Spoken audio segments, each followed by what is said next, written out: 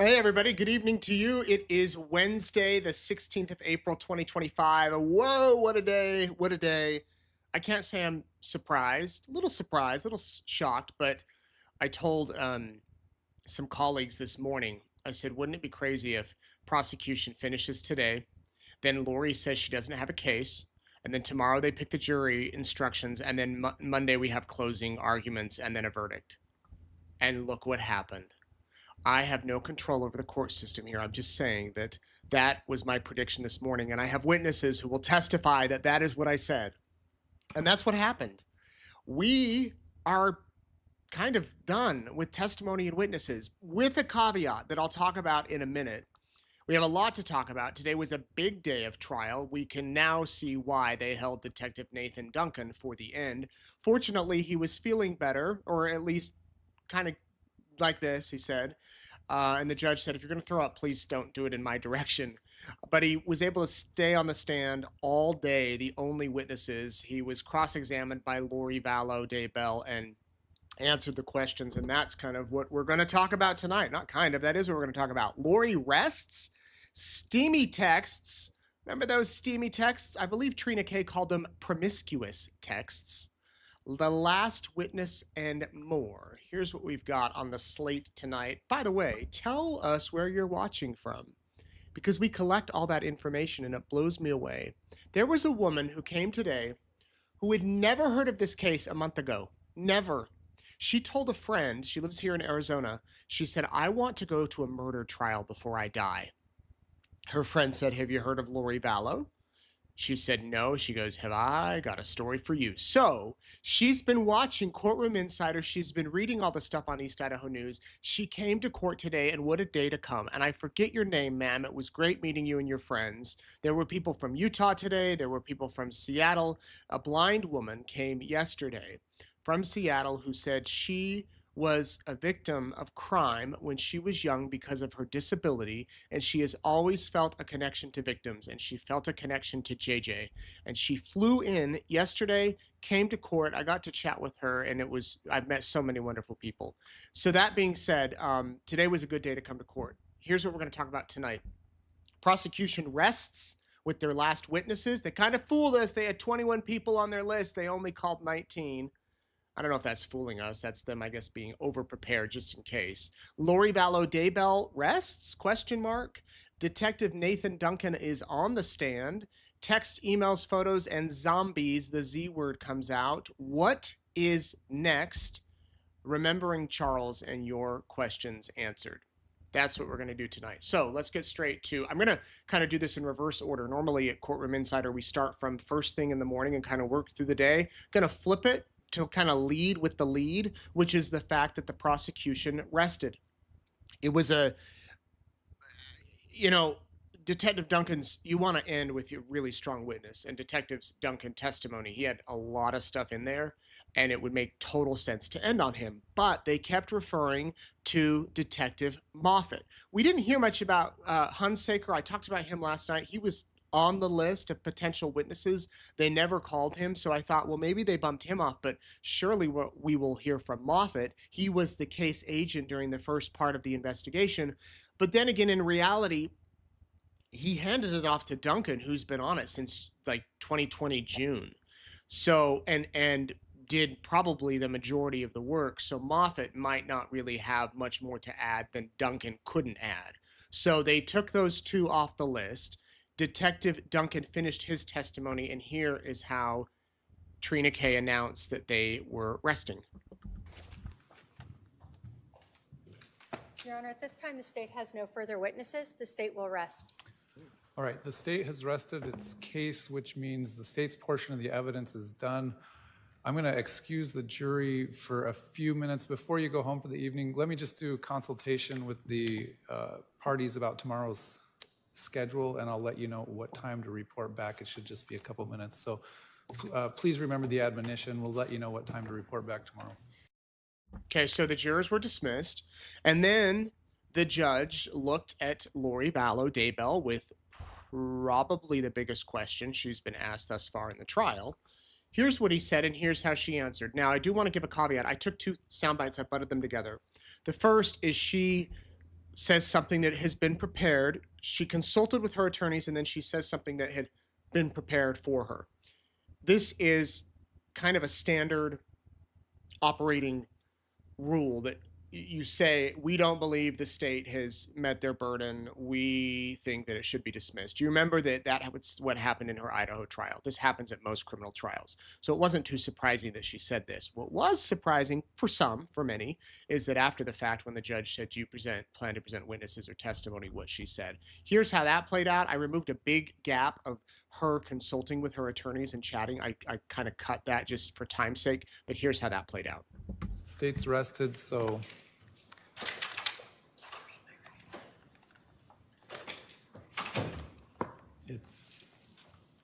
do you plan on presenting evidence? Can I confer with my Yeah, go team ahead. for a minute?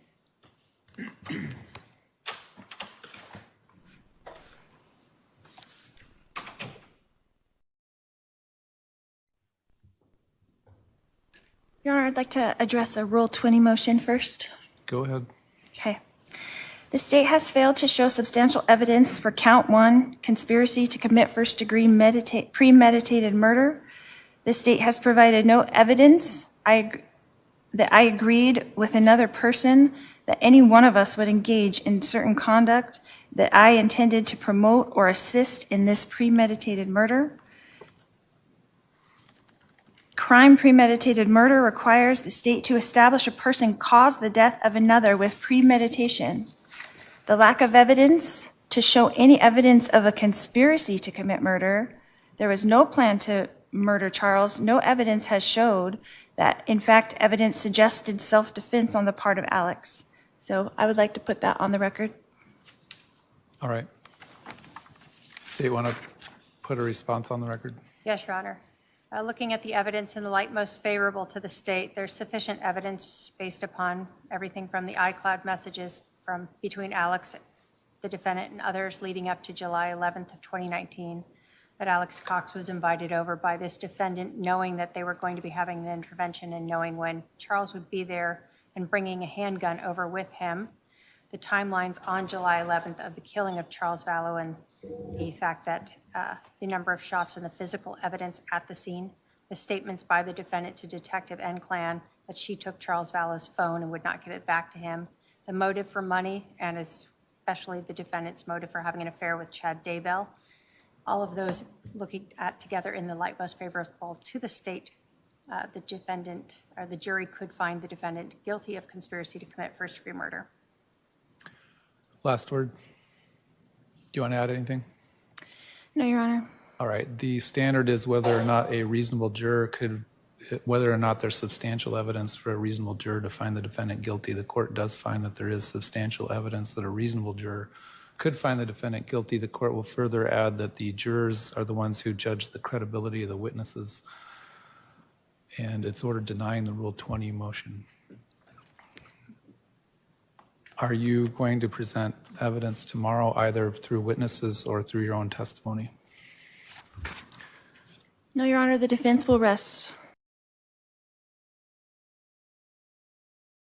And that's what she said. The defense will rest. But the jury wasn't in the courtroom.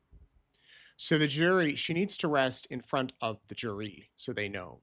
They don't know at this point. They weren't called back in. The judge said, are you going to testify on your behalf? And if you are, you still can on Monday, but I need to know ahead of time. If you're not, then we need to be prepared for closing arguments. The state said their closing argument will be about an hour. Lori said hers will be less than an hour.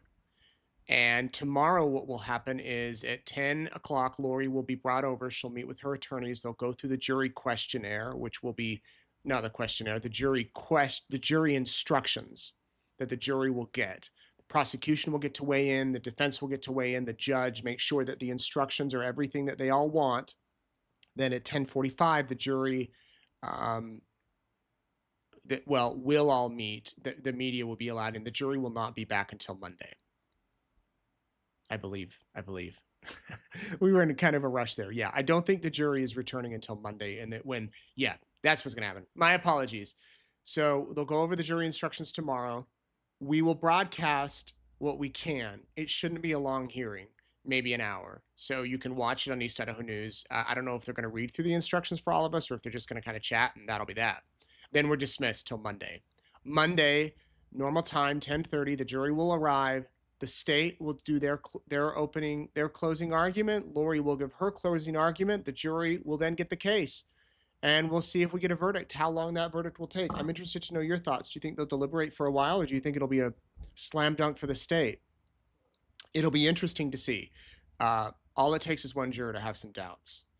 And that's all it takes. And they were told that Lori said, you cannot hold it against me if I do not testify or if I do not present any witnesses.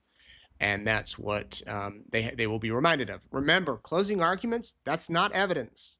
That is not evidence. They cannot consider that as evidence. So when they go back and they deliberate, they can't discuss, well, they can think about what was said in that, but they can't say that is solid evidence. So that is what happens. So why didn't Lori testify? That's the question many of you have sent me. And am I surprised? I don't think she had really much to gain by testifying. And that's probably what she realized in her mind. She did not testify in Idaho, and that was a decision made that morning in that moment. They took a recess. Everybody left the courtroom. It was her all alone with her attorneys. They talked about it. Defense attorney will often say, I will advise my client not to testify. Simply because the prosecution, it opens a whole door as to what the prosecution can ask. And I believe Trina K was ready for cross-examination with Lori Vallow Daybell. And I bet she was kind of looking forward to it. Weren't we all, in a way? Maybe it'll happen. I don't know. I don't think it will. But really, if you go back and look at the pattern of Lori in this trial, she did cross-examine most of the witnesses.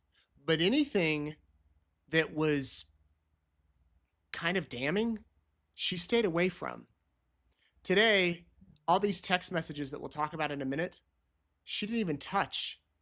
And that's how it seemed to have been with every single witness. She asked questions about stuff that really, at the end of the day, you wonder, where's she going with this? Maybe trying to poke holes in the investigation. But again, if she sits down on that witness stand and she has her paralegal or her legal team read those questions and she answers them, then it gets kicked over to Trina K, and Trina K can ask all sorts of questions. And that is why I think Lori figured, I'm not going to take the stand. And we'll see if that changes in Brandon's case. She still plans, as of now, to have that trial. Maybe after, if she is found guilty here, and maybe after a guilty verdict comes back, she changes her mind. I don't foresee it, though. I see another trial happening. But maybe she'll then hand it off to her legal team to let them do it. That would be interesting too, to see 3 Lori Vallow Daybell trials with 3 different legal teams. And what will she do in the 3rd trial as far as witnesses? Because now she's got time. Now she's got time to subpoena the witnesses she wants for that trial. Now she's got time to work with witnesses, to gather evidence, whatever. We'll see if that happens. So those are kind of my thoughts, and I'm not really surprised. I told some other reporters, I think this morning or yesterday, when we were all like, do you think you're going to do it? I'm like, at the end of the day, I don't think she will. I don't think she will. But it would be great to have her really be questioned and have her under oath testify to things that she can't get out of or just talk about what she wants. All right, so with that, let's transition over into Nathan Duncan's testimony. He's been with the department for 25 years in the homicide robbery unit. He arrived at the scene on that day, July 11th. He saw Alex Cox in the distance on the curb. He did not see Lori at all. He said that they had to get a search warrant before they went in the house. How it works is the patrol officers go in the house. They do an initial search. They find the dead body. They keep the scene secure. Then they have to get a search warrant to really intensively search in the house. And that's when Detective Duncan showed up. He had to wait for that warrant. Once he got the warrant, he went inside. He said that there wasn't blood. There was a little blood on the faucet. There was blood pooled underneath Charles, but there wasn't blood around him. There was blood on his hand, likely from grabbing his heart. There was no blood on the bat. There was no damage to the mirrors in the house as far as showing any sort of scuffle or any sort of altercation or anything like that. And then as he got looking, he saw a bullet in the floor. When you were cleaning up the blood, did you notice anything on the floor that stood out to you where he had been located? Yes, I did. What did you notice?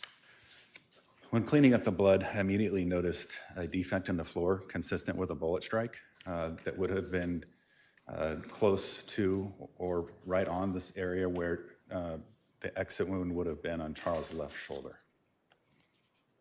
So you had seen the floor and been processing that room while Charles was laying there, correct? Right. And once his body was removed, there's a pool of blood underneath where he was. Correct. And in that area, I'm going to put up Exhibit 60, is where you then observed that bullet strike. That is correct.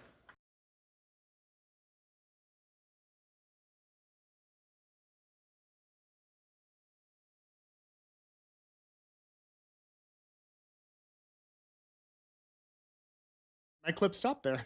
That's where he found the bullet in the ground. And then the bigger part of the investigation that Duncan took on himself was really going through the iClouds.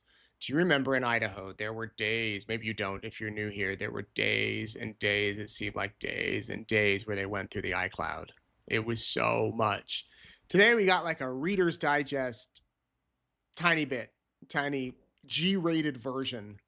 I know some of the ladies in the courtroom that had been in Idaho told me after, they're like, oh, such a disappointment.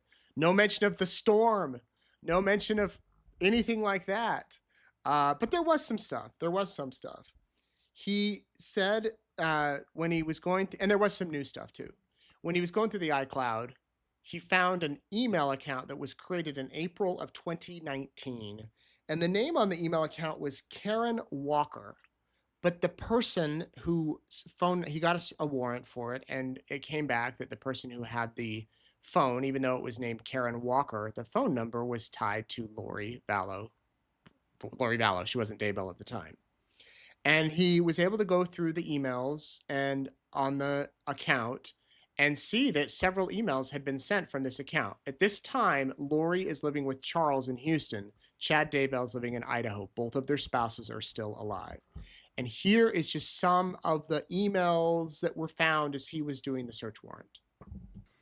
In Exhibit 225, are these messages in the Lori Forstyle iCloud account between Lori Vallow and her brother Alex Cox, where they're talking about Ned? Yes, they are. Was the first time that you found that reference to Ned from February 15th of 2019 from Alex Cox to Lori Vallow? Yes, it is. And is that where we see Alex saying that Ned was at the temple yesterday looking for you? He thinks you are staying with me. Correct. And so again, we see the source is the Lori Forstyle, correct? Yes. And we see this is Lori Vallow's iCloud account, correct? And that's the number that we have associated with her with T-Mobile? Yes. And then Alex Cox's Verizon record. Correct. During your investigation on February 15th of 2019, is this the time period where Lori Vallow had disappeared and was no longer in contact with Charles Vallow? Yes. Is this the time period where Charles had JJ by himself? Yes. And do we see then Lori Vallow saying, that's good that he is so off, I guess? Yes. The next time we see the reference to Ned is that in March 2nd of 2019, again from Alex Cox to Lori Vallow? Yes. And does he advise, Ned just came by and Tylee unleashed on him. He came to my house and he went to Summers first. He ran up in a rental car. Correct. So again, your understanding is from this investigation, from testimony at court, that Ned was Charles. Yes. Now, again, we talk about, there was a time period when Lori is, both we've heard in Hawaii, and in Idaho, correct? Correct? Do we also see Alex trying to get Lori Vallow's new address? Yes. And she gives him a lollytimeforever@gmail.com, correct? Correct?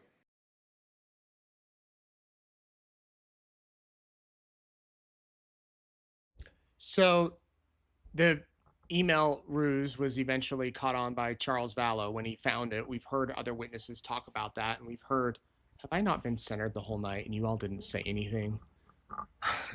Sorry about that. I've been off to the side. You always want to be centered. I'm just looking at my screen now. Charles found those emails and confronted Tammy and even Chad and Lori about them. We heard other witnesses testify about that. There were two iCloud accounts that Lori had, the Lolly Time and the Lori 4 Style. And the iCloud account backed up a lot of stuff. But some of the stuff it didn't. Some of the stuff it just showed that there were like text messages between Chad and Lori, but there weren't the actual contents of it. And it showed that there may have been calls, but there wasn't. One of the interesting things that they found in the iCloud account was a photo taken of Charles Vallow's phone on a counter showing Adam Cox's travel plans. Charles Vallow booked Alex Cox's travel, and he had it on his phone as like on the screen. It wasn't a screenshot. It was like on his screen. Sometime after he was shot, maybe when Lori was out driving around. No, Lori had his phone, not then. When she was sometime that day, that phone was placed on a counter or sometime, and a picture was taken of it. And that photo was found on Lori's iCloud. So she knew her brother's travel arrangements. There was also the text exchange, which Adam testified of earlier, the fact he was trying to reach Alex when he arrived into town, into Phoenix, and couldn't. Alex was not responding to him. And then there was texts between Lori and Alex. And this is where it really started to get interesting. We've heard some of these texts before about Ned, about the temple and whatnot. And here's just some back and forth, just a sample for those of you who haven't heard before, of texts that were found on the iCloud between Lori and Alex. We see a message from Lori Vallow to Alex Cox. So the plot thickens, call me when you can. Yes. Now, at that point, when you looked at phone records, did you see any call between Lori Vallow and Alex Cox initially after this first text message? Not after that first one, no. So about 47 minutes later, on July 9th at 9:50 p.m., does Lori Vallow send her brother Alex Cox a message, getting sleepy, so I'm going to need you to stay close to me the next couple days. Mel too. She can't go to Utah. They are planking some kind of intervention, but want Mel out of the way, so I'm left alone. I need to come get the stuff at your house tomorrow and store it or secure it. Lots to do.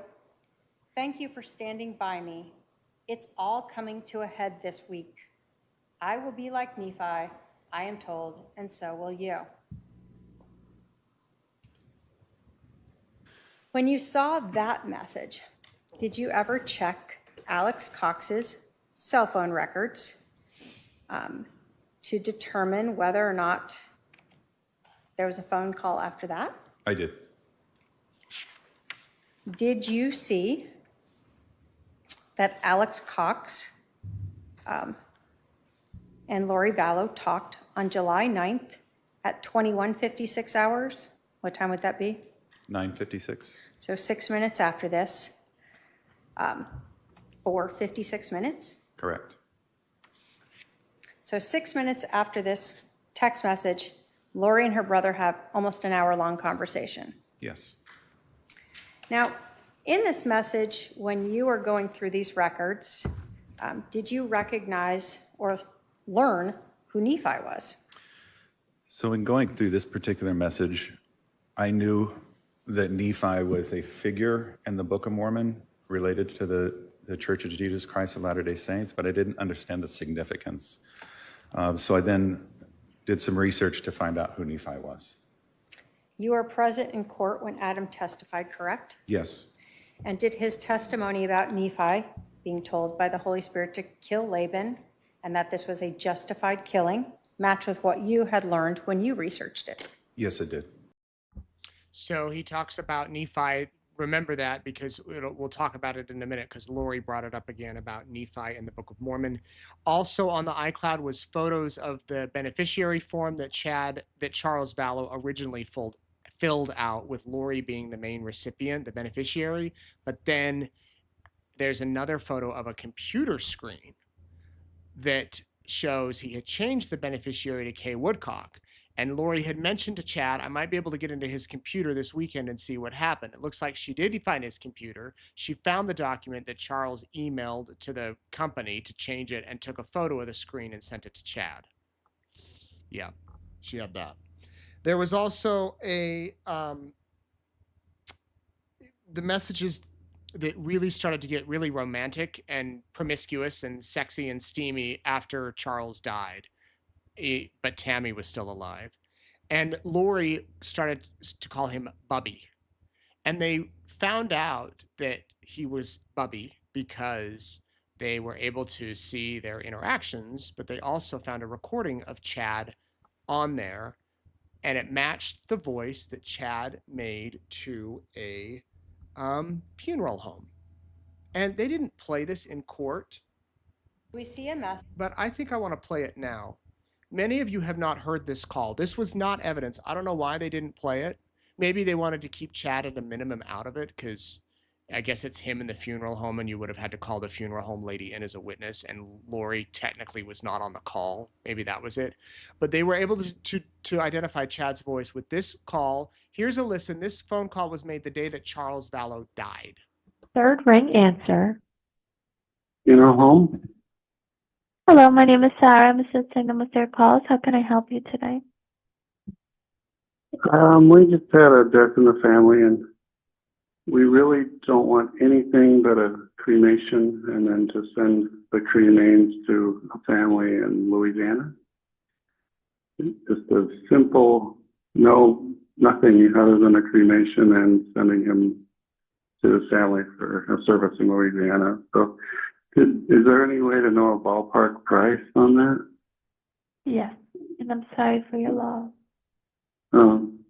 Thank you. Okay, let me transfer you over to the director who can assist you with the pricing.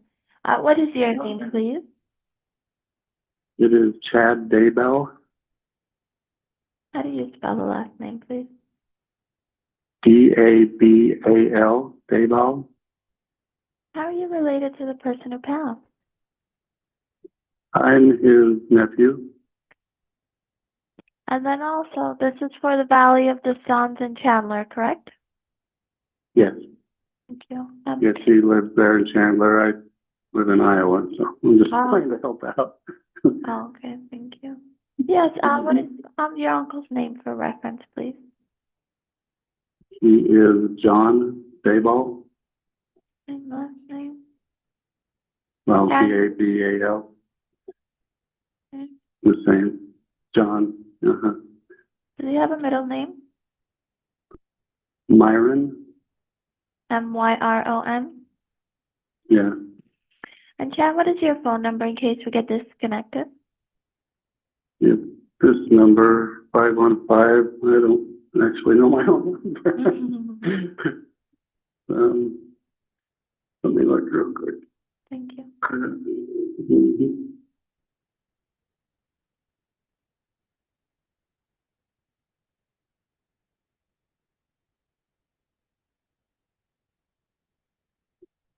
Five 402-0143.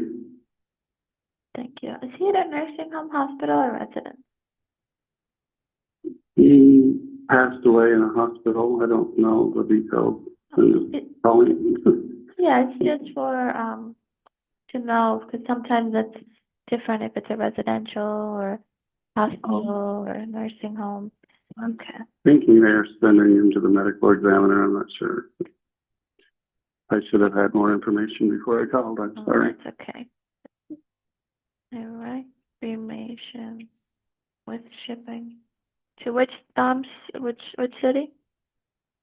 New Orleans. Again. Okay, one moment, please, Chad. Stay on the line. Let me Okay. transfer you over to the director who can assist you with that. All right. Thank you. Thank you. Hello, Chad. Yeah. Thank you for holding. I do have the director, Carissa, on the line to further assist you. Okay. Thanks. Thank you.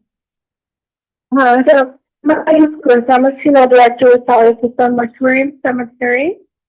I understand that your uncle passed away. Yes. And I'm just starting the process for the family. He didn't have many relatives. I'm his nephew. I live in Iowa. But what So they sorry to want hear to that. do it's sad to see him go. Yeah, I think he's going to the medical examiner. I don't know all the details, but what the family basically wants is just to have him cremated there in Chandler and then have its remains shipped to New Orleans. And we'll Okay. deal with the service later. So just trying to get a ballpark price. Okay. So for a cremation, we are able to do our cremation for $1,695. Now, what that's going to include is the transportation into our care, the transportation to and from our crematory, our basic professional fees, as well as our crematory fee. Now, there's going to be a couple other charges there for you. Okay. So we are going to have death certificates, which are $20 a piece, with a processing fee, Okay.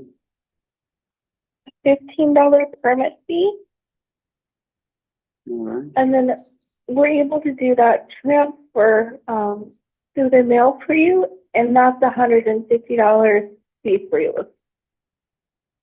Okay. Like UPS or something, I guess. Okay. So close, about 2,000 probably, kind of a ballpark, yeah. Close to, yeah. Okay. Well, that helps me a lot. I'm going to call one or two others, but I'll get back to you if we come that direction. Thank you so much. You're welcome. If you need anything else, give me a call. Okay. Thank you. All right. Thank you. Bye-bye. So that's how they were able to authenticate that Chad was Bubby with that call. That call, again, the jurors have not heard and did not come into play during the trial. When we broke for lunch, when we came back from lunch, we saw more texts, and including stuff about the plot thickening. These texts were sent the night before Charles was shot between Lori, Alex, Melanie Pulowski, or at the time, Melanie Boudreau, her niece. And here is what was in those texts. We see a message from Lori Vallow to Alex Cox. So the plot thickens, call me when you can. Yes. Now, at that point, when you looked at phone records, did you see any call between Lori Vallow and Alex Cox initially after this first text message? Not after that first one, no. So about 47 minutes later, on July 9th at 9:50 p.m., does Lori Vallow send her brother Alex Cox a message, getting sleepy, so I'm going to need you to stay close to me the next couple days. Mel too. She can't go to Utah. They are planking some kind of intervention, but want Mel out of the way, so I'm left alone. I need to come get the stuff at your house tomorrow and store it or secure it. Lots to do. Thank you for standing by me. It's all coming to a head this week. I will be like Nephi, I am told, and so will you. When you saw that message, did you ever check Alex Cox's cell phone records to determine whether or not there was a phone call after that? I did. Did you see that Alex Cox and Lori Vallow talked on July 9th at 21:56 hours? What time would that be? 9:56. So 6 minutes after this, for 56 minutes? Correct. So 6 minutes after this text message, Lori and her brother have almost an hour-long conversation. Yes. Now, in this message, when you were going through these records, did you recognize or learn who Nephi was? So in going through this particular message, I knew that Nephi was a figure in the Book of Mormon related to the Church of Jesus Christ of Latter-day Saints, but I didn't understand the significance. So I then did some research to find out who Nephi was. You were present in court when Adam testified, correct? Yes. And did his testimony about Nephi being told by the Holy Spirit to kill Laban and that this was a justified killing match with what you had learned when you researched it? Yes, it did. So then there's more texts with Melanie and Alex talking about spiritual things and the walls, not the walls are, those are my words, the walls are closing in, but really that something's happening. Melanie apparently was going to go to Utah to a wedding, and Lori said, "You can't, I need you close." And she had to come up with a story, a lie, to tell her husband, Brandon, according to the text messages, I'll be sick, I'll tell him I'm sick. And you can tell Melanie really wanted to go to the wedding based on the text messages, but Lori's like, "No, you need to stay," even to the point she's like, "I can get a late flight." So there's a lot of back and forth. And then there's some texts about bad news for brother. There's only one brother that Lori sends to Alex. There's only one other brother, and that's Adam. And Adam suddenly is a Z, is a zombie. Doesn't it make you wonder what would have happened had this chain of events continued to keep happening? Like, where would it have ended? Would there have been other victims? Would Lori have gotten tired of Chad and moved on? I mean, there's so many what ifs in your mind that you can play out. But here is just some of those text messages that were played about the bad news for the brother. And it says, "Need you, Adam is freaking out." Based upon your understanding of the case and the testimony of Adam Cox, is that when he found out Charles Vallow was dead? That is correct. So this one is from Lori Vallow to Alex saying, "Need you, Adam is freaking out." Yes. Again, as we kind of go through what was relevant, and we're not saying these are all of the text messages, on August 12th, do we see a text message from Lori Vallow to Alex Cox saying, "at Social Security"? Yes, you do. Based upon your information and review of the case, were you familiar with August 12th being the date that Lori Vallow went to Social Security to apply for survivor benefits? Yes.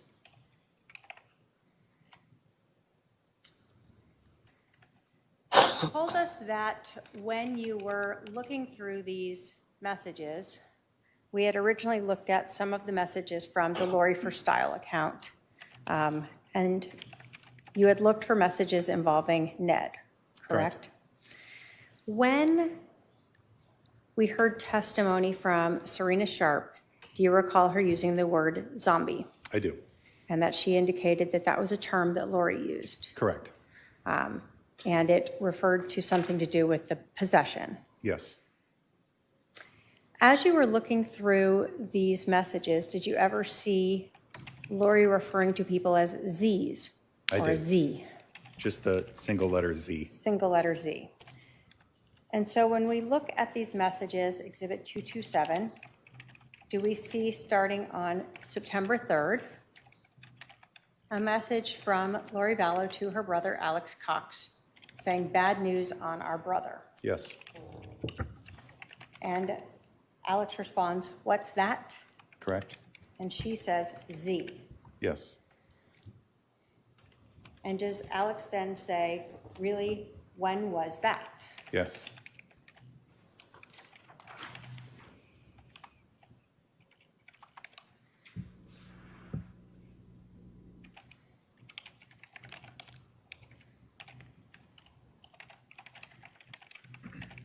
As that conversation continued on that September 3rd, does Lori tell Alex as of early January? Yes. Now, is it your understanding, based upon both testimony from people like Kay Woodcock as well as your own investigation and testimony from Christina Atwood, that sort of in February and March is when Lori Vallow disappeared? Yes. So she's now saying her brother has been a Z as early as January. Does then Alex Cox respond back to her? That explains his interest in Charles. You say her brother, I think, as far as Z or Zach? Zach is Her Z. brother Yes. first. Yeah. So initially, she's talking about her brother, right? Correct, yes. And so in this conversation, as we start through, Lori is telling Alex that their brother is a Z, correct? Correct. As early as January, and it's tied to Charles, right? Correct. And in fact, the next text from Lori Vallow to Adam says, Ned recruited him shortly after. This is why, right? Yes. She then goes on to say he's part of the 24, correct? Yes. And Alex says, that makes sense. Wow. Correct. Does Lori then go on to speak of more Z's? She does. Does she in fact say, again, still on this September 3rd conversation, more sad news, guess who is the final Z of the 24? Yes. And Alex questions if it's Pops or Brandon. Correct. And then Alex also says, Zach. Oops, may not be showing yet, sorry.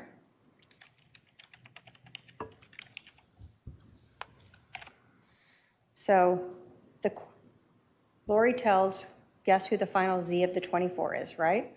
Correct. And we see from Alex, he guesses Pops or Brandon with a question mark. Yes.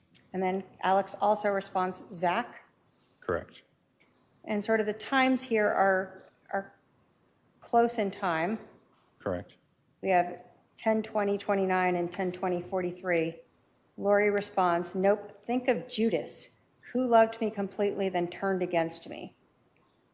Yes. And then we see Alex saying, tell me. Correct. And Lori Vallow says to Alex, yes, our sweet Zach, he is in paradise, the real Zach. It makes final sense. Can you push that up a little further just to verify? That is correct. And does Alex then ask Lori, his sister, when this happened? Yes.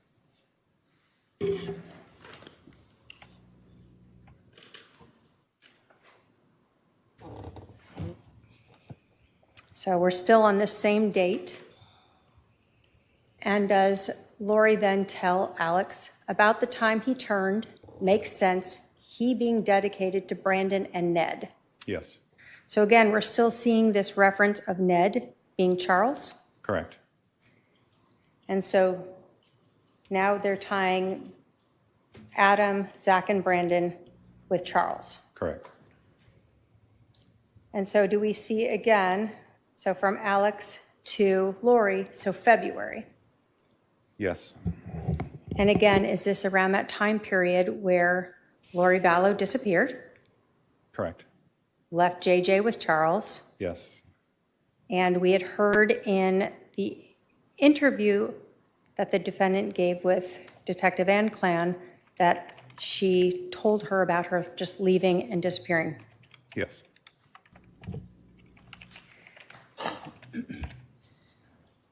As that conversation goes on, does Alex then say, how did Zach die, or was he forced out? He does. Previously in the Lori for Style, had we seen again a reference of Charles' body being alive, but Ned being gone? Yeah. And again, we've heard people testify as to Charles being possessed by that evil spirit Yes. and the unknown of if that spirit went away, what that would mean for Charles. Correct. There's a lot there. One that I don't think I've heard before is this talk of 24. They're all part of the 24. Maybe on the list, there's a list of 24 people on the dark list, or maybe this is the 24 that are zombies that they need to get rid of off the earth. I don't know what they're all part of the 24 is. And it's interesting that Adam or Alex is sitting there guessing, is it Adam? Is it Pops? Turns out it's Zach, Adam's son. There's a lot of texts, as we know. So much. And the way that Detective Duncan described it is he'd have to go through one iCloud. He couldn't have them both up.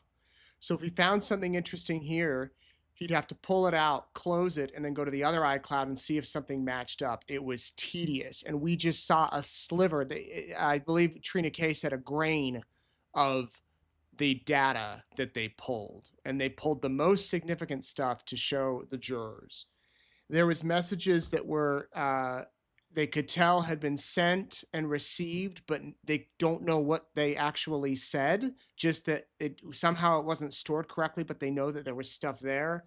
And then we learned that Lori had a separate thing in her phone for Melanie 2, who was really Chad. So she had Bubby and she had Melanie 2 for Chad. And there was messages between her and Chad in that Melanie 2 folder chain area of her phone. We saw the marriage certificate that Chad Daybell filled out for Hawaii, and that was stored on the iCloud. Then we heard about the James and Elena story. And I know we've talked about that the past 2 years, and I know you all love it. It's just the most romantic thing you've ever read in your life. We have the whole thing on eastidahonews.com. You can go read it. I remember, isn't it weird what we remember?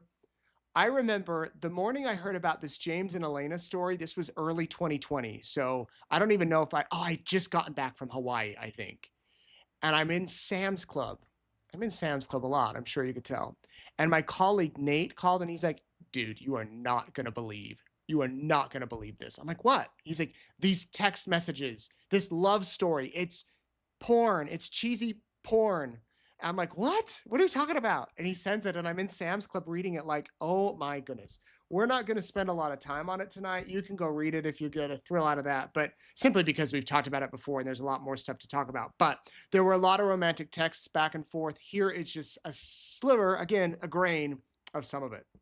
In these text messages, did Chad write I'll call it, romantic story about Lori and himself that he texted and emailed to her?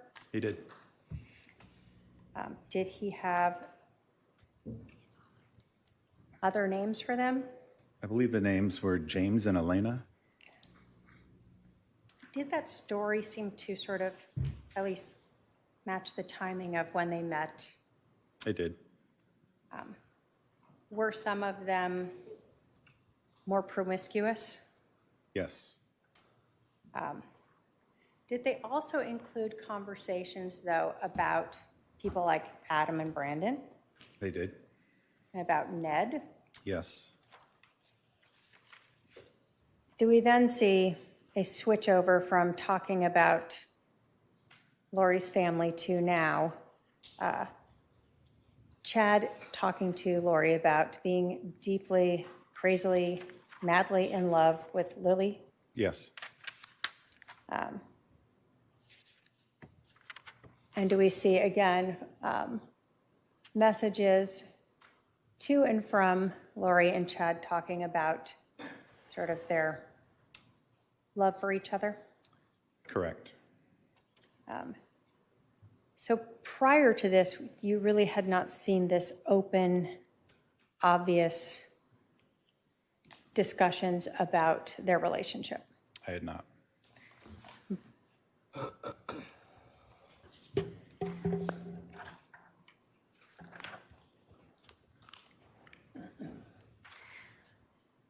As the time continued, did you continue to see, again, messages of love, as well as a lot of calls?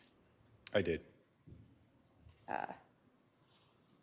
although we won't read through everything here, is this sort of part of that story you're talking about of James and Elena starting in November? Correct. And is November when the Preparing the People conference was here in Arizona of 2018? Correct. And we've heard testimony from witnesses that Chad Daybell was there. Yes. And you found actually a recording on the Lori for Style of Chad Daybell at the Preparing the People conference in November of 2018. I did. Okay, so you've got that. Again, Trina did not go into these texts anywhere near what they did in Idaho. I tell you, she scratched the surface, but I think they got the idea across that yes, Chad and Lori were having the affair. Then we got to see a photo of Chad with Alan Osmond from the Osmond family. He took a picture that was on the iCloud and sent it to Lori and said that he took it for his son. And we also heard about the life insurance. I know we talked about that a minute ago. Maybe I might forego this clip. Let me see how long it is. So I talked to I'll the play it real insurance quick. company. He changed it in March. So it was probably Ned before we got rid of him. They can't tell me to whom, of course, but it's done. I'll still get the $4,000 a month from Social Security. Yes. So on July 18th, after she talks with Banner Life Insurance, Lori tells Chad she's not getting the life insurance. Correct. But she tells him she's getting $4,000 a month from Social Security.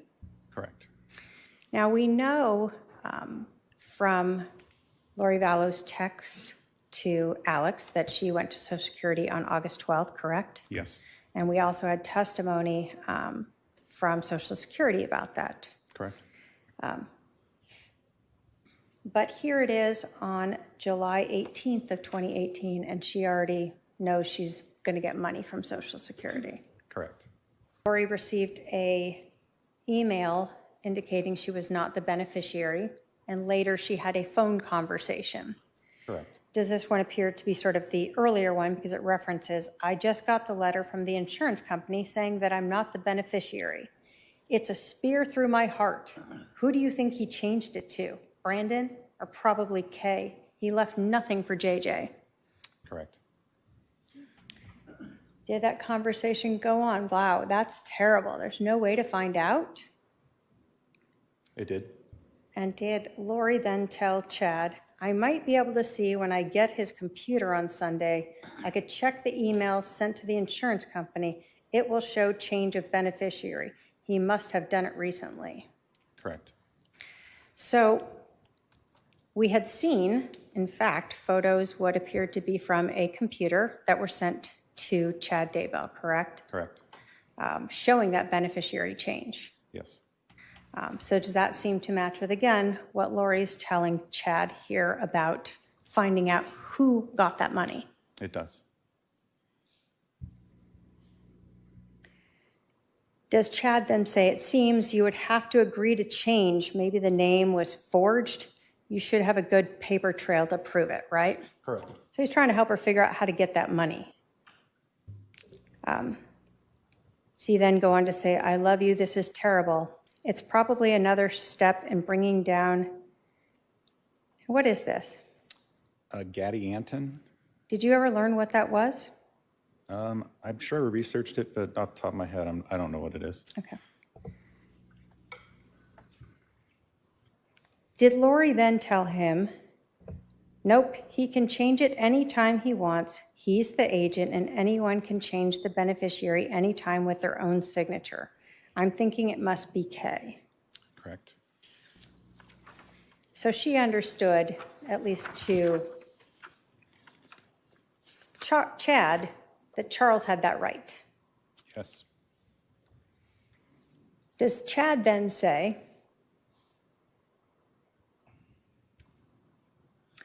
it will be interesting if he if it got changed after he had 2 bullets in his chest. Correct. That is so memorable, that line. It will be interesting if it got changed after he had 2 bullets in his chest.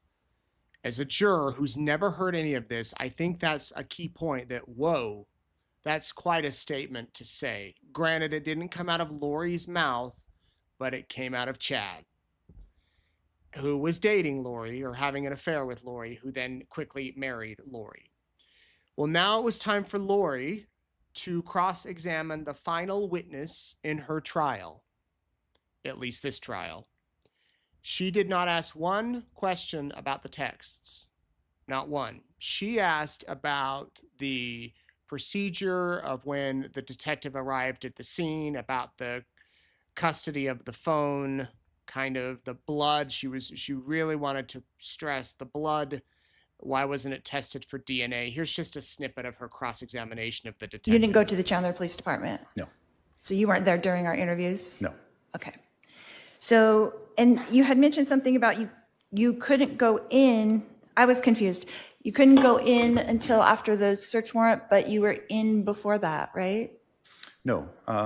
So obviously your first responders, your police officers, the firefighters, they're going in to preserve life and treat the victim in this case. Then they back out. At that point, we will not let anybody in, given the circumstances of this case, until the search warrant is actually signed and executed. So we will wait outside the threshold of the house until that search warrant is signed, and then we will begin our investigation. So I'm still confused. So you didn't go into the house until after the search warrant, or you did get to go in beforehand? No, I didn't go in before. I waited until after the search warrant. Okay. So you had testified. I'm still confused, sorry. And I'm going to object again to the defendant testifying. Just ask the question. You had also indicated that you had gone in and that Charles was on the floor. Is that correct?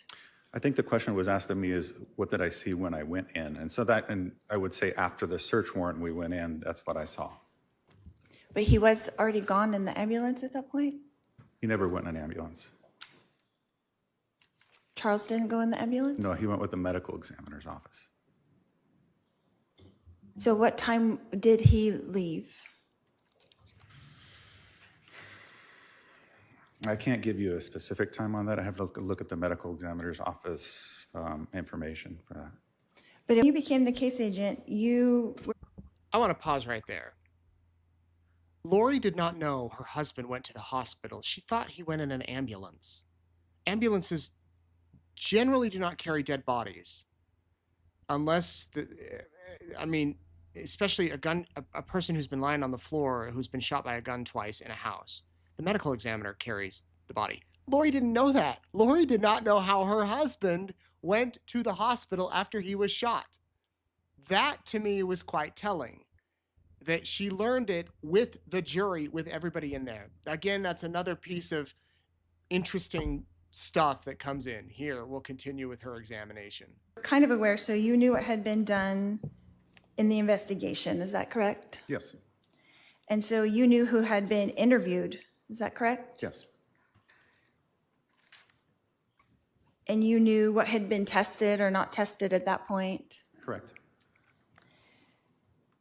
So the bat was tested for fingerprints. We learned that in the testimony, is that correct? Correct.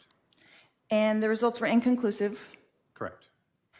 And so there were no latent prints were identified. That's correct. Correct. And there were prints, but we just don't know whose they were. Is that accurate? Sounds about right, yes. Now, we learned that the bat was swabbed for DNA and sent to the lab. Is that correct? Yes. And was that ever tested? No, it was not. And why not? When making this decision, you have to look at the probative value of that and what that would show or what a test would prove. DNA and fingerprints are not time specific. That bat was owned by Tylee, to our knowledge. It was in a household where you lived. It was in a household where Alex was. And at one point, based on the fact of when we understood the bat to have been purchased, Charles was living in the house as well.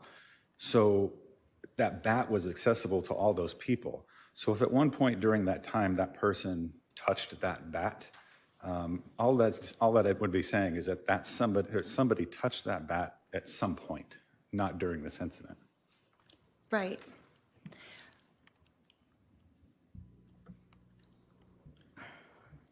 But there was no blood found on the bat, is that correct? Correct. But would that be able to be told from DNA? There was nothing that was visible that could see, like if blood dries or anything like that. There was nothing that would indicate that here's a spot we need to test for that particular, for blood. Right, but would DNA tell if there was blood? Could they find out if there was blood on the bat from the DNA test? Once again, blood is, you would see if it dries and crusts, then you would see that particular blood. DNA comes in many forms. It can come in touch, it can come in sweat, blood, but you would think that blood would be visible at that point to be able to test. And we did not see anything like that. Okay, so if there was none of Alex's DNA on the blood, wouldn't that tell us something? I mean, on the bat at all, then wouldn't that tell us something? If there were none of Alex's, it would just mean that Alex never touched that bat at any time. And wouldn't it tell us that Alex was never hit in the head with that bat? Once again, it's not specific. I can't, if there was blood on the bat, then yes, we would test for that. But there's no visible blood on the bat. I understand that, but when you're doing an investigation, are you not trying to figure out what happened? Yes, and that's what we Don't did. you want all the information to do that? Yes. And so whose responsibility would it be to request the DNA testing from the swab that was taken? Once again, that would just show, it's not showing that it's blood. There's no blood on the bat. It was just showing that a DNA swab was taken of that particular area to be able to test later on. But there's no discoloration that would show any kind of blood. And who in the Chandler Police Department would be requesting that DNA to be tested? Who would have to do that? That'd is be my me. question. It would be you. As the new case agent, that would be me, or Detective Moffat at the beginning. And so Detective Moffat never did that, is that correct? Correct. And you never did that, is that correct? Correct. Okay. So if Charles' DNA was on the bat, then wouldn't that tell us something also? Did he touch the bat at some point? Yeah, that he took it from Tylee, like she said in her interview. And I'm going to object and move to Sustained. strike that. The jury should disregard that last question. That information is not in evidence. Okay, there's a lot in that clip. I want to address the easiest thing first. Some of you were so concerned that there was a scream about 2 or 3 minutes into that clip. I had not even heard this, and I was in the courtroom all day today, and many of you messaged there was a scream. I think what happened is somebody sneezed, but it picked up on a mic really loud, and I hadn't heard it until just now. So nobody screamed in court. There have been other weird sounds. For instance, yesterday, and she knows I'm going to call her out, somebody suddenly from her phone, I start to hear my voice across the courtroom. A video that I had posted came on her phone, and she scrambled to turn it off. So it was a little awkward to hear me. And then the cough that you all hear on the mics, especially last week, we don't hear that in the courtroom. So sometimes you actually hear much better at home with the mics, because sometimes, we're straining. Okay, a couple things in that clip that I just played. Did you understand the point he was making about the DNA? It'd be like if you came over to my house and looked at my refrigerator and said, there's no blood on there. It looks clean. We're going to test it for DNA. You would find my DNA, my wife's, and my 3 kids. That's a given. You might find a neighbor kid who would open the fridge. You might find someone who stopped by to visit. I mean, what the detective is saying is testing that bat for DNA really would not have given us anything more, because we assume that you were in the house, Alex was in the house, Tylee was in the house, Charles was in the house, and JJ was in the house. And maybe there would have been 5 people's DNA on there. But what if there was only Tylee's? Okay, there was Tylee's DNA. What if there was only Charles's? Okay, that doesn't lead to anything. I think he was trying to make that point to Lori Vallow Daybell, and she seemed to really be going down this DNA line of testifying. The judge tells, then she gets into the questioning with Detective Duncan. I'm going long tonight, guys. I'm sorry. I'm almost done to get your questions. There was just so much today. She starts to ask him what he read in other officers' reports and what he heard from other officers. And the judge had to tell her, you cannot do that. You cannot ask him what he heard or read other people say. Then she asked why her family members were not interviewed by him. And several of them, actually all of them maybe, did talk to the police. I'm not sure of the account of that. But here's a little bit of the back and forth on that, where Lori gets a little feisty. You had testified earlier about the story of Nephi, is that correct? Yes. And you said that you researched it. Is I that did. correct? What research did you do? Well, very basic research. I Googled who is Nephi. What does Nephi stand for? I've also, through this process over the last 4 or 5 years, have asked other members of the church just a simple question: tell me about Nephi. And every single person I talk to tells me that same story that was told by Adam. So are you aware that there's 15 books in the Book of Mormon? I am not. Are you aware that 4 of those books are books of Nephi? I am not. That there's Nephi 1, 1st Nephi, 2nd Nephi, 3rd Nephi, 4th Nephi? No, I'm not. Okay. That there's many stories of Nephi. Is that correct? Or you don't know? I don't know. So the very first story is the story that, I'm going to object to testifying. It sounds like that's the way it was going, so please just ask questions. so you did not read the Book of Mormon? No. You did not read 1st Nephi? No. You just asked people. That was your research? I asked members of that particular church, and I also did an internet search, yes. So you did an internet search, and it gave you all the stories of Nephi? That's the story that came up. So how long did you do that research for? I couldn't tell you.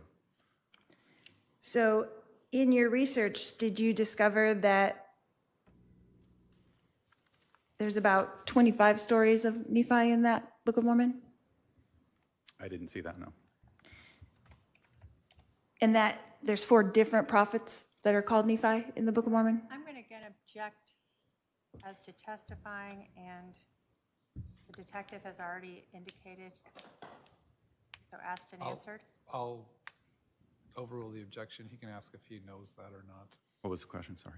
I'm sorry, I can't remember. Can the court reporter tell There's us? 4 different people referred to as Nephi. Yeah, 4 different prophets in the Book of Mormon that are Nephi. Are you aware of that? No. Okay.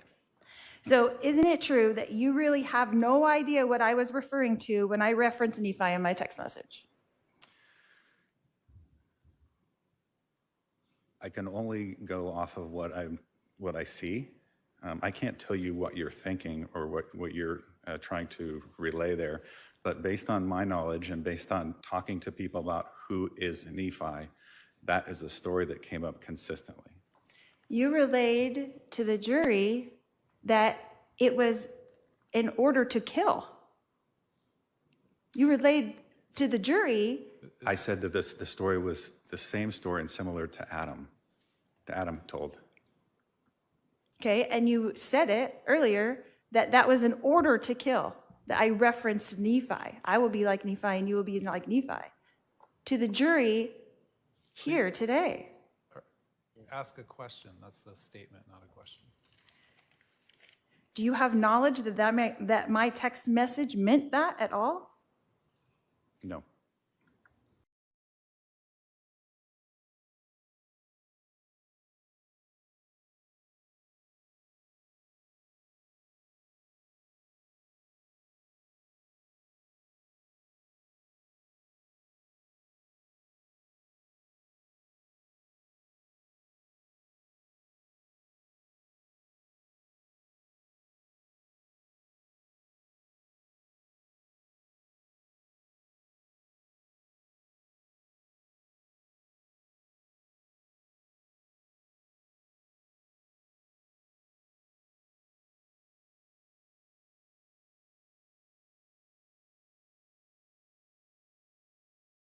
Oh my gosh, I was on mute. I apologize for that. All of that because of the Lori Vallow.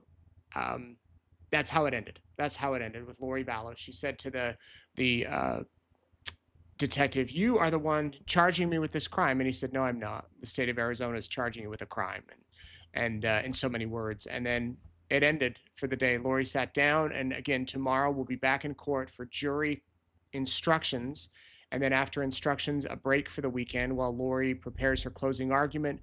She said it'll be about less than an hour. The state said to plan for about an hour for them, and we will see if we get a verdict. All for this guy, Charles Vallow. I love this picture with him and JJ and Tylee by the ocean somewhere, probably when they were living in Hawaii. And curious what, JJ was looking at. I've got little boys, so I'm sure that he was distracted by something there. And so tonight we remember Charles Vallow, we remember JJ and Tylee, and we're going to get to your questions. The hottest question I've had all day long. Why didn't they play the body camera video of Charles talking to the police, pleading for help? I asked Rachel Smith, the special prosecutor from the first case, who, by the way, will join me tomorrow. If you have questions for Rachel, send them in. She said, well, first of all, I asked why that Chad Daybell call wasn't played to the funeral home. She said the call was not played because it was hearsay. Unless Trina wants to say that Chad was a co-conspirator, then there may have been an exception. But they've kept most of the co-conspirator statements out. Keep Chad at a minimum.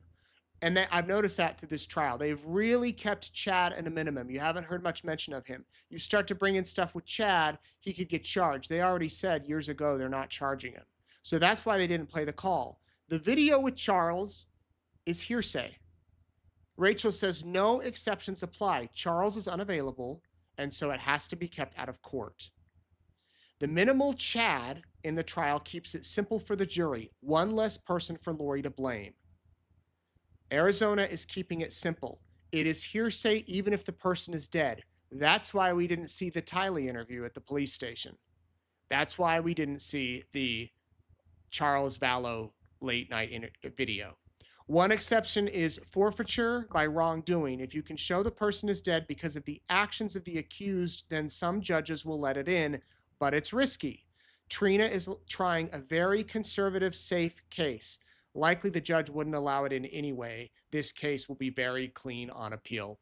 I've noticed that. It is very simple. There's not a lot of stuff in the weeds. There you could really sensationalize the case, or not sensationalize it, but blow it up. And Trina's keeping it very straight. So that's why the video was not played. I've got hundreds of emails, not that many, but a lot. What's the second trial we keep hearing about in Arizona? That has to do with Brandon Boudreaux. Brandon Boudreaux, her nephew who was shot at, he was on the dark list. He survived. He wasn't even hit, thank goodness.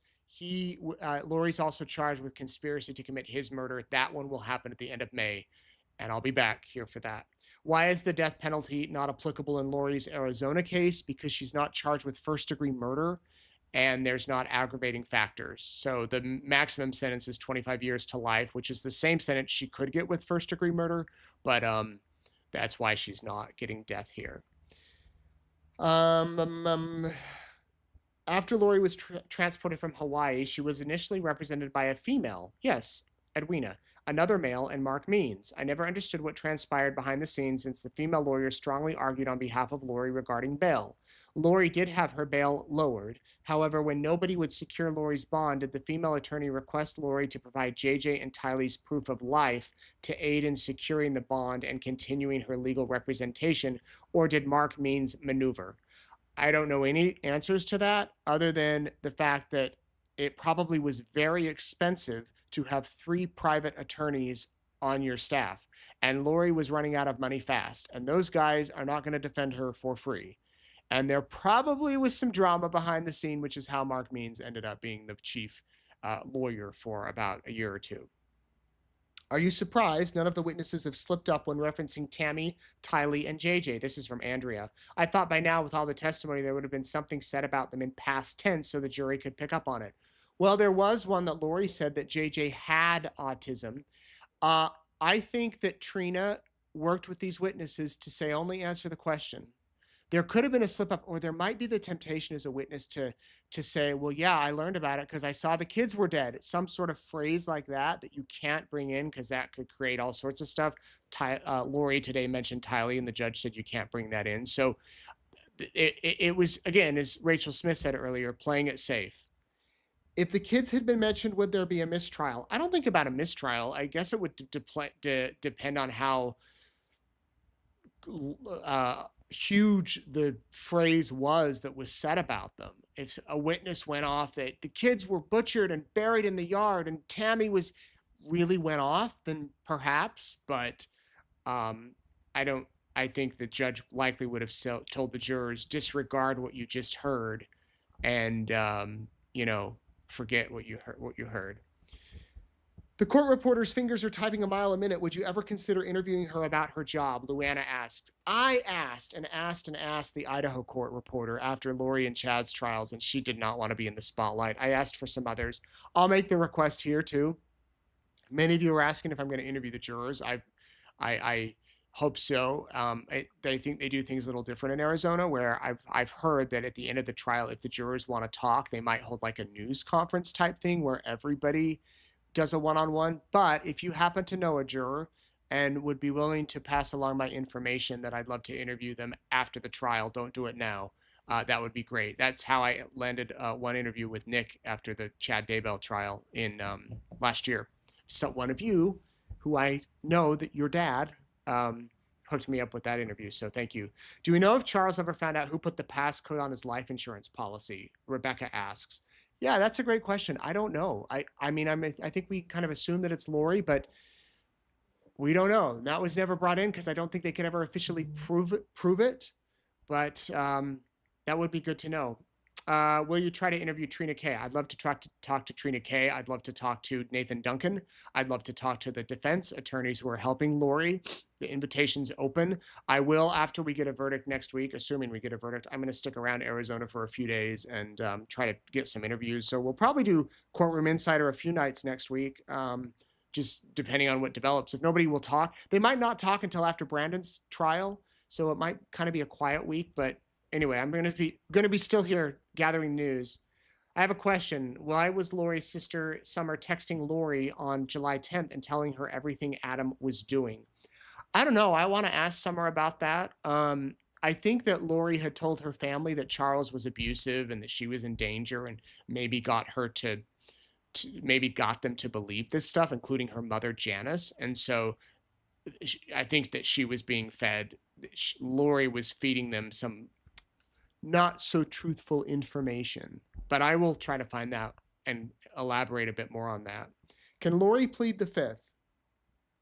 I guess she could, but I don't think she's going to be pleading now because she's still could change her mind and take the stand, but I don't know. Do you think the jury's wondering where the kids are? I'm sure they have. I'm sure they have wondered. I'm sure they're going to be in for a shock when they show up on Monday and they're like, wait, what? We're done? We got to go deliberate? What about the defense? I know so many jurors in Lori's interview were really kind of disappointed and bummed, like, wait, what? We're not going to hear anything about the defense? What's that about? So they probably will have questions about that. I came to court is from Amy and noticing the jurors out front during the lunch hour. Is it their responsibility to leave the area if they hear something? Yeah, the judge told them if you hear something to leave, don't engage.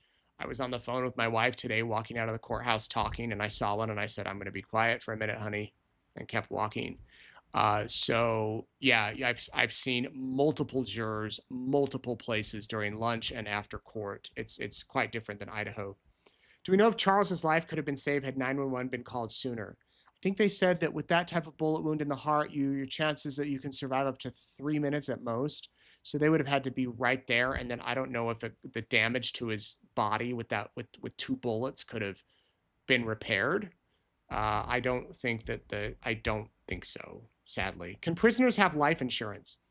We talked about this a little this morning when I was live that I hadn't thought about, but one of you mentioned if your policies aren't paid, if your premiums aren't paid, they're not going to keep your policy. I don't know if Lori's life insurance policy is being paid, but I guess if it was, and then when you died, I would assume you'd get a payout. I don't know if, like, being a convicted murderer eliminates, there might be a clause in a contract. I'm not really sure on that. There's a lot of questions here. I think we will stop with that one. Let me do some shout outs really quick. Heather and Michael, it's your birthday. It's Heather and Michael O'Hara. It's her birthday on the 19th and their 27th anniversary on the 18th. What's today? 16th. Happy early birthday and happy anniversary. Glenn Jepson, always a faithful. Always a faithful. He watches every night, and I appreciate it, Glenn. Thank you. Vicky Road, Victoria Korchak. Today is Margarita's birthday. So many April birthdays. Love it. Met some people today at the courthouse who have birthdays. Vicky Davison, Rona McCaw, Sunny Hallfax, Julie Sanchez, Vicky Johnson, Magnolia Rose, Michael Robertson, Rosa Alderez, and then we have somebody watching from the Qatar, Middle East. Amazing. Dosh Sardi. We also have viewers in Providence, Rhode Island, Maine, Guatemala, New York, Vermont, Long Island, Guam, Hershey, PA. Bless you all for watching. Thank you. So tomorrow I will be in court. I'll do a live video if you want on the way to court. Here's where you can follow me and see those videos. Tomorrow likely won't be very eventful. I shouldn't say that because you never know what can happen, but they're going to go through the instructions. We'll be back here tomorrow night with Rachel Smith. She's going to take your questions. We're going to talk about what happens next, her view of how the prosecution went, why Lori Vallow may or may not testify. We'll also try to get a defense attorney. With that being said, I do want to acknowledge our sponsor, Alan Browning from Browning Law. We appreciate them sponsoring Courtroom Insider this go round during the trial. And we also want to thank you so much for watching. I went way long tonight. I thank you all so much. Before I go, some wonderful people from Utah brought me these freeze-dried candies. I've tried freeze-dried Skittles and marshmallows. This is a freeze-dried Tootsie Roll. I wanted to try it on camera for the first time. I love Tootsie Rolls. They put these in a freeze dryer and it's candy. Oh man. Oh my gosh, that's hard. That is not like a normal Tootsie Roll. Sorry for the crunch. That's a better sound than someone screaming in the courtroom, right? No one screamed. Oh, that's pretty good. Interesting. Okay. This is from Basically Done. Thank you to the very kind people that brought me this candy. That being said, I'm going to log off for tonight, guys. Thanks so much for watching. We'll see you tomorrow. Courtroom Insider. Take care.